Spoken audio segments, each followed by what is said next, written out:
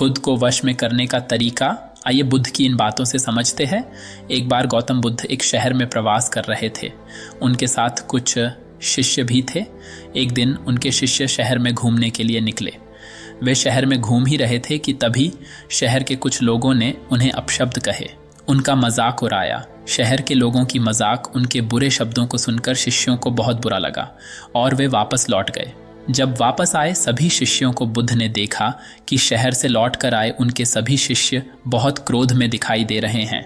उन्होंने नम्रता से शिष्यों से पूछा, क्या बात है, आप इतने तनाव में क्यों हैं? सभी शिष्य काफ़ी क्रोधित थे, कुछ नहीं बोले। बुद्ध ने फिर से पूछा, क्या बात है, आप इतने तनाव में क्यों हैं?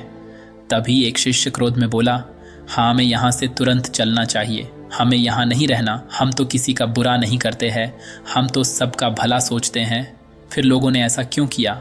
जब हम बाहर शहर में घूमने गए थे तो यहाँ के लोगों ने बिना वजह हमें बहुत बुरा भला कहा, हमारा मजाक उड़ाया। जिस जगह हमारा सम्मान नहीं हो वहाँ हमें नहीं रहना चाहिए। बुद्ध ने अपने शिष्यों की ध्यानपूर्वक सारी बातें सुनी। फिर बुद्ध ने कहा, क्या किसी और जगह तुम अच्छे व्यवहार की अपेक्षा रखते हो? दूसरे शिष्य ने कहा, इस शहर से तो अच्छे लोग ही होंगे। तब गौतम बुद्ध बोले, किसी जगह को सिर्फ इसलिए छोड़ देना ठीक नहीं कि वहाँ के लोग बुरा व्यवहार करते हैं।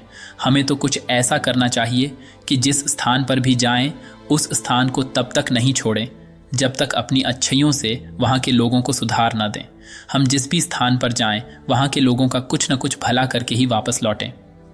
बुद्ध ने कहा, जिस प्रकार युद्ध में बढ़ता हुआ हाथी चारों तरफ के तीर सहते हुए भी आगे बढ़ता जाता है, ठीक उसी तरह उत्तम व्यक्ति भी दूसरों के अपशब्दों को सहते हुए अच्छे कार्य करता रहता है।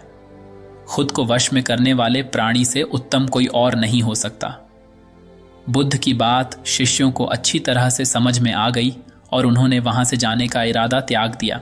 तो दोस्तों, हमें भी ऐसा ही करना चाहिए।